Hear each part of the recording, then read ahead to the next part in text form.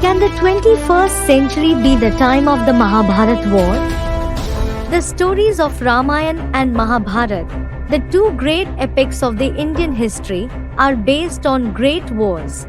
The war between Ram and Ravan in Ramayana, and the war between the Kauravas and Pandavas on Kurukshetra in Mahabharata leave their separate mark on the history. Both the wars weren't ordinary wars. The weapons made with divine powers are very relevant to even the present time. In both the wars, such weapons were used for destruction that were fully capable to bring about terrible devastation. Astra. Actually, in ancient Bharat, the word Astra was used for the weapons that were thrown from a distance with the help of mantras. They were launched through the means of fire, air, electricity and machines. Shastra. Often the word Shastra is used for such dangerous weapons that can cause injury or even the death of someone when hit by them. But the point to think is that the weapons which are used now, in the Iron Age, they were invented many years back. The weapons shown in Ramayana and Mahabharata and the weapons of the Iron Age match with each other so much. How can there be so much similarity between them? Certainly, it is the scriptures that have inspired the Iron Age scientists to make the same kind of weapons. Mantra. In Bharat, mantras are considered very important. Along with the worship of God, recitation of mantras have also been considered very useful in order to use a weapon. Capability. Enemies were attacked by operating the weapons through mantras. Resemblance in the Iron Age.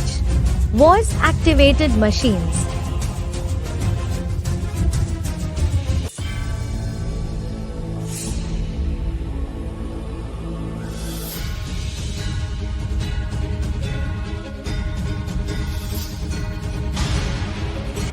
Pashupatastra. This weapon was obtained by worshipping God Shiv. It can't be stopped by any weapon of Lord Vishnu. Capability. It destroys its target completely. No matter how the target is, it has the capacity to destroy its existence. Resemblance in the Iron Age. Hydrogen bombs.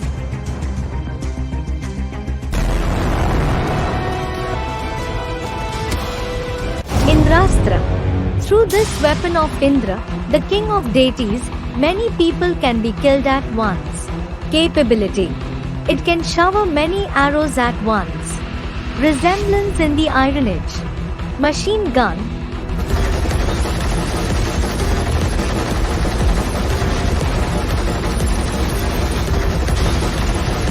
Sudarshan Chakra. Lord Vishnu has used this most important weapon in many ways. It just follows the orders of Lord Vishnu. Capability. It destroys its target completely. Resemblance in the Iron Age. Missiles. That is, the peasants that emerged from the stomach-like intellect of the Yadavs in the form of Russians and Americans.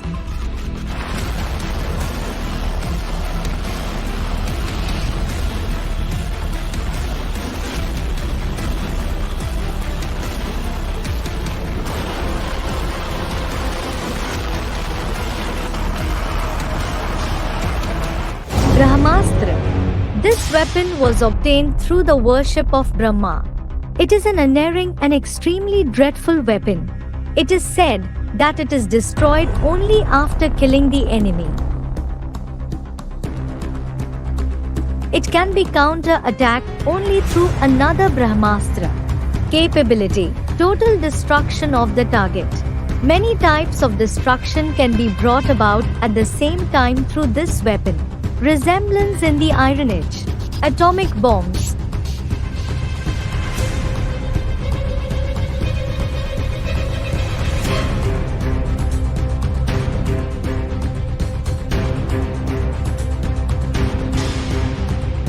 To nullify an attack. Indians knew the art of nullifying the attack of enemies in the air even before it brings harm to them. By taking the help of this very technique, anti-ballistic missiles have been made in the Iron Age that are capable of destroying the attack of enemy in the air itself.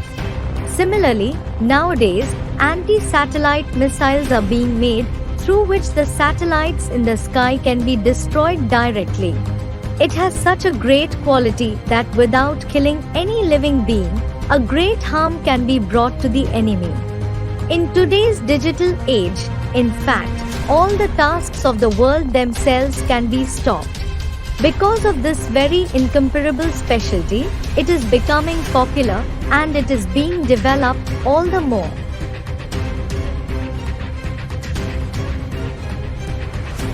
Apart from these, other weapons are also mentioned in the Mahabharata that aren't less than the attainments of the present age of science in any way. There is description of Varunastra, through which it was possible to produce artificial rain.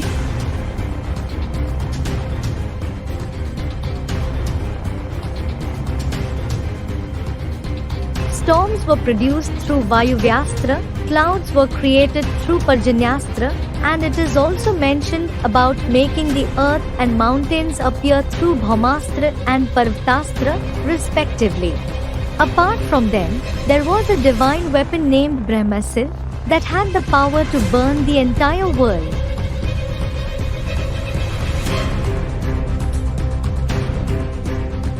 Through the information of such weapons, we certainly understand that a war can begin at any time. Today, one country is a strong enemy of another country. If one country kindles a spark, other country can destroy that country completely. It can turn it into ashes, like in the Mahabharata war. So, if not the time of Mahabharata, what else will it be called? When were materials like atom bombs and missiles produced? It can be estimated that in 1945, small atom bombs of 20 megawatts each were dropped on Hiroshima and Nagasaki.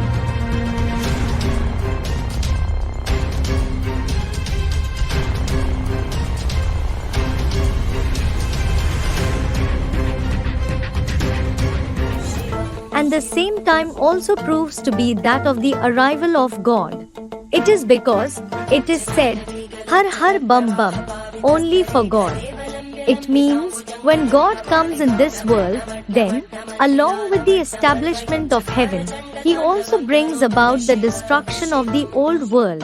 In the 32nd shlok of the 11th chapter of the Gita, He Himself is called Kalusmi. That is, the death of the deaths, the great death, meaning Mahakal. But in the 21st century, that is, at present, while describing the condition of not just the country of Bharat, but the entire world, it is said in the Gita, Anubandham kshayam hinsa anvekshya cha paurusham, mohat arabhyate karm, yat tattam samuchyate. Chapter 18, Shlok 25. It means, any worldly task that is started with attachment or out of foolishness, with a near vision, without realizing the harm, violence, our own capability, and the result of the deed like atomic grade destruction, it is called a degraded task of the end of the Iron Age, at the end of the Kalpa, which gives intolerable sorrow to everyone. The intellect of human being has become so tamsi or stupid that he is unable to notice his own harm and violence. Today, the world has become like a house built on a heap of gunpowder that can fall at any time. The world has also become such that there can be bomb explosions suddenly anywhere and at any time, fire can ignite. It is observed that earthquakes and unseasonal rains are occurring anywhere, and the air today has also become tamsi because of the pollution created by scientific resources. Even the airplanes that fly in the sky clash with each other. They are short, so there is danger in them as well. Along with the human beings, the nature, meaning the earth, water, air, fire, ozone sky have also become tamsi. Sage Markandeya says while warning about the signs of the end of the Iron Age, At the end of the Iron Age, almost all the human beings become liars. Deceitful, sinful and false people are mainly found in the administration. Fruits and flowers will grow very less on the trees and the variety of birds that sit on them will also decrease. Seasons will stop following their time. Instead of living in their natural habitats, the creatures, animals and birds living in jungles will start wandering in the gardens and recreational places made by people. There will be abundance of harmful insects and snakes in all the directions. People will cut down the trees and forests mercilessly.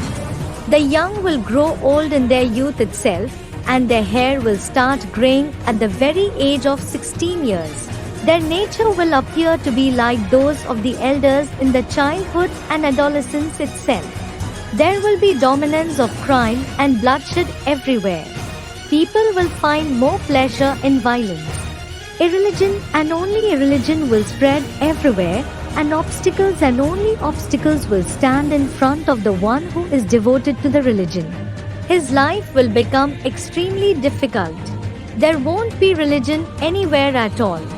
The power of the religion will decrease, and the religiousness will become powerful. The seeds sown in the earth won't grow properly. The farms will lose their fertility. People will even trespass the land on the banks of the rivers, ponds and grazing lands. The society will be dependent on others for food.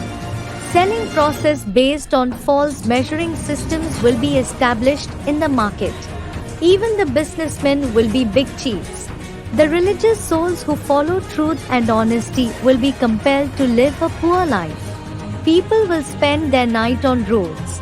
Unnatural sexual acts will start increasing among the human beings because of having undesirable relations, that is homosexuality, and relation with animals. People will stop to wish for a daughter. Instead of the custom of marriage with Kanyadan, that is donating the daughter for marriage, boys and girls will themselves take decision and start staying together, but they won't bear the thoughts, behavior and actions of each other much. They will enjoy having friendship with other men and women. They will become harsh towards their own relatives. Rahu will eclipse the sun without Amavasya, that is, the new moon night. Poor people and majority of the living creatures will become restless and start dying out of hunger. Extremely high temperature everywhere will dry the water in ponds, streams and rivers. It will stop raining for a long time on the earth.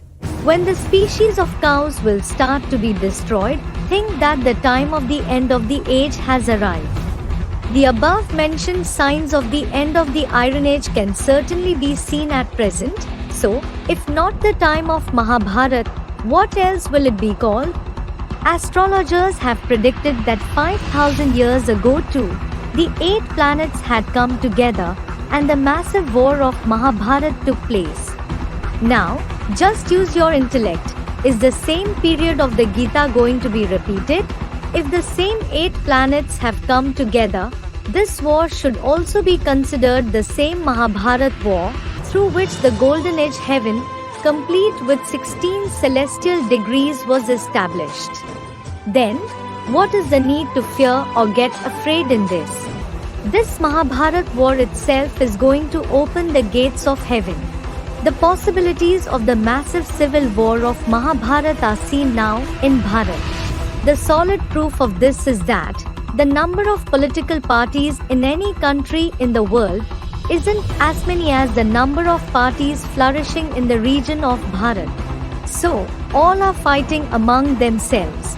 As many souls of different religions are flourishing in the region of Bharat, that many followers of different religions are present in other countries. This is why this war is also named the War of Mahabharat. It isn't named Maha-America, Maha-Africa or Maha-Europe. So, this massive war of Mahabharat starts from Bharat. It doesn't start from the foreign countries. Atrocities are committed especially against the maidens and mothers of Bharat, so God comes only in Bharat and protects their purity. It is written about the Mahabharat war in the scriptures.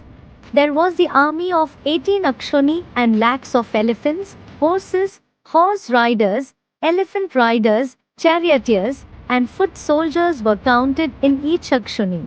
Actually, the number that was counted there, approximately the same number of population is present today in the world.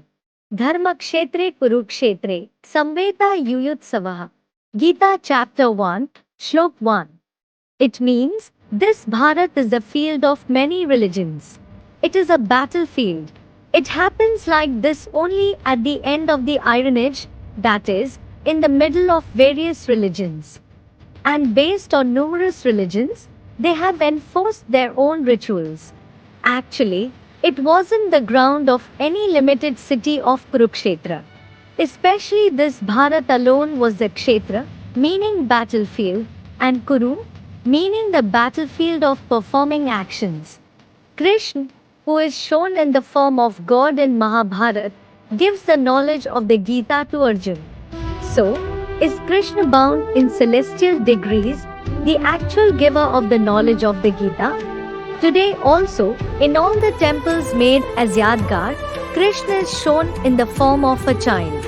It is a point to think, can the study take place amidst the immediate war? Swami Vivekananda has also said, how is it possible to have such a long discussion over the topics of knowledge, bhakti, yoga, etc. on the battlefield where huge armies are absolutely ready to fight? Book named Vivekananda in Bharat, page 314, 315. Actually, it isn't about one Arjun. It is about many Arjuns in the form of human souls who earn the wealth of knowledge, who obtain the knowledge of God to a greater or a lesser extent while living in the household. Just like the other religious fathers, the Supreme Father, Supreme Soul orally gives them the teachings of easy knowledge and Raj Yoga at the end of the Iron Age. What is the sign of the arrival of the new age? Gateway to heaven is Mahabharata. If some say, we won't fight, we won't pass through this war, we will neither let anyone shed our blood, nor will we shed the blood of others. Then God says that they won't go to heaven either. The massive civil war of Mahabharata is the gate of the true age heaven. It is necessary to fight against falsity in order to establish truth. Look, it is such a maze. Everyone just keeps colliding. They say, liberate us, give us peace. So many peace conferences have been organized, but the doors of happiness and peace don't open at all. Opening of the gates is a far-off thing. They don't get anything at all, except increase in restlessness and sorrow all the more. They wish to enter the gates of liberation and liberation in life. Actually, the gates of liberation and liberation in life are going to open now through this very Mahabharat war. It is shown that the Mahabharat war took place in the copperage. How far is it true? After the Mahabharat war, irreligion is removed and the true religion is established. It is written in the Gita itself, Dharm Sansthapanarthai Vinashaya Dushkritam. Gita chapter 4, Shlok 8. But even more sinful Iron Age arrived after the Copper Age, irreligiousness increased all the more.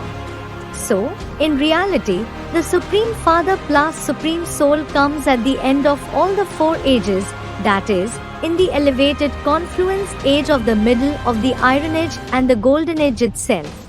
In its remembrance, Intercalary month is also celebrated every fourth year in the Indian tradition today as well. The cause of the Mahabharat war was irreligiousness. It is shown in Mahabharat as well as Ramayana that God heard the call of just one instrument, Draupadi or Sita, respectively. Today, irreligiousness is so dominant that the entire class of women itself is in danger. So, won't God come on being called by many women?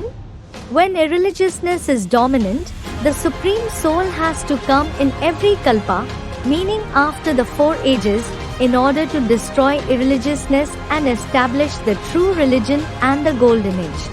He doesn't come at the end of the copper age to establish the sinful iron age. It is also written in the Ramayana, Kalp Kalp Lagi Prabhu Avatara, meaning God incarnates in every kalpa.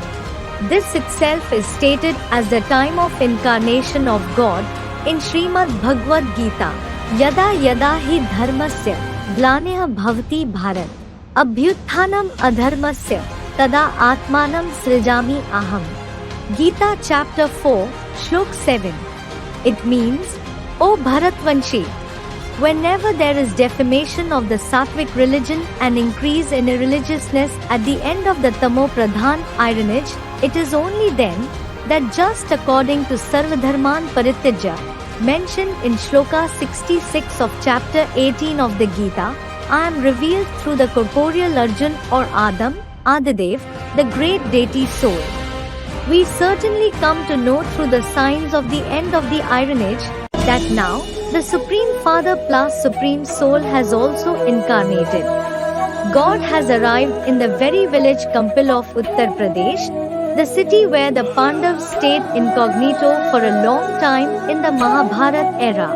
It was the capital of the country of Panchal, where the sacrificial pit of the birth of the Mahabharat famed Draupadi, through the fire of knowledge and yoga, is present as a remembrance today as well. The Pandavas also had Swayamvar with Draupadi there. While describing the importance of Kampil, it is also mentioned in the scriptures, Kampila Sadrisham Tirtham Nasti Bhumandle Kvichit. It means there is no other pilgrimage place like Kampil on this earth. While glorifying Kampil, it is mentioned in Skand Puran, Asit Kampilya Nagre, Somyaji Kulodbhava, Dekshito Yagya Dattakyo, Yagya Vidyam Visharadaha. Skand Puran. It means Dikshit Brahmins who performed Som Yagya resided in Kampilya. They were very skilled in the art of performing the Yagya of knowledge. The incorporeal Shiv has entered the divine body of Dikshit Brahmin in Kampil itself and is performing the task of the destruction of the old world and establishment of the new world. And he is giving us the warning, the same massive civil war of Mahabharat is standing ahead, for which it is said in the Gita, O Arjun, all of them are already dead. When Arjun didn't believe it, God opened his mouth of the advanced knowledge of the Gita and showed him, saying, Look, the entire world will be chewed between my jaws in the form of atom bombs that are lying in the ocean and land and are floating in the sky too.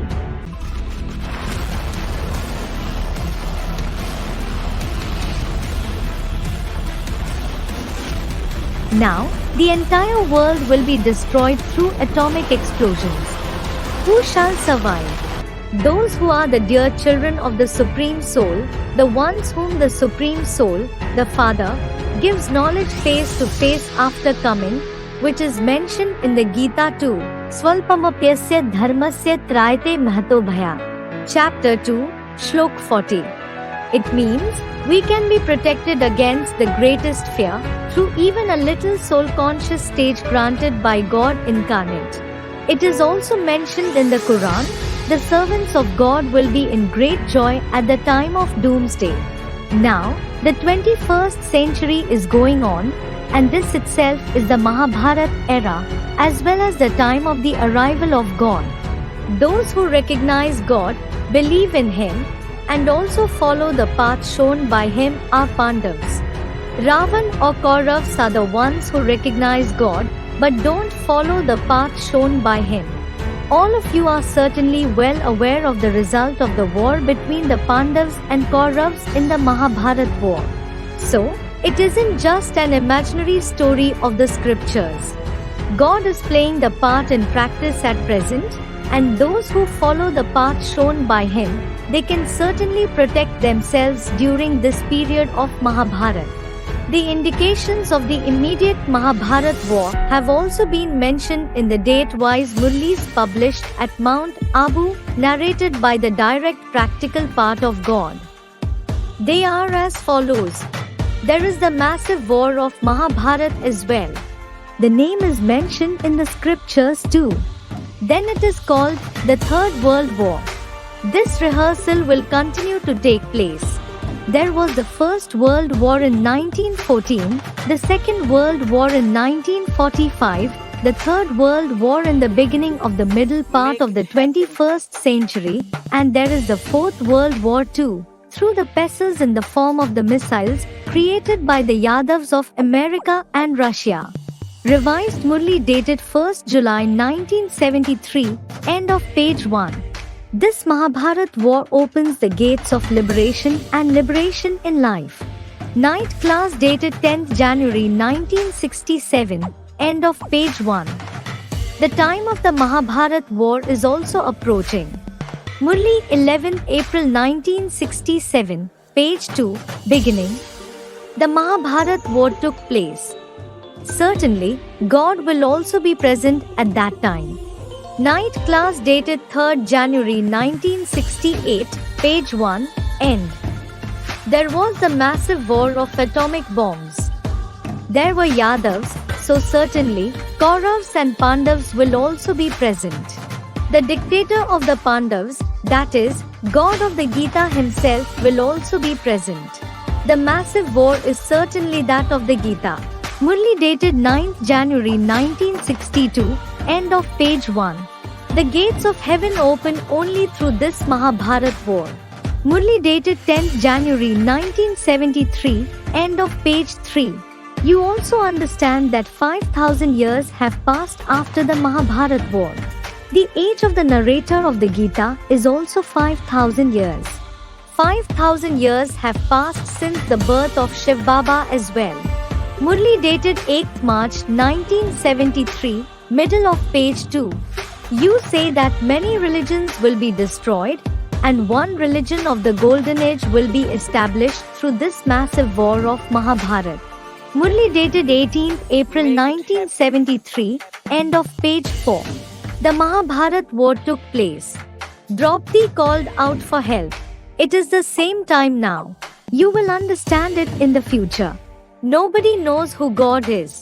Murli dated 14th July 1971, end of page 3. Why is it called the Mahabharat war? It is because it starts from Bharat itself. The Rudra's Yagya of knowledge is organized only in Bharat. These flames of destruction emerged through it. Murli dated 10th March 1967, beginning of page 3. Om Shanti.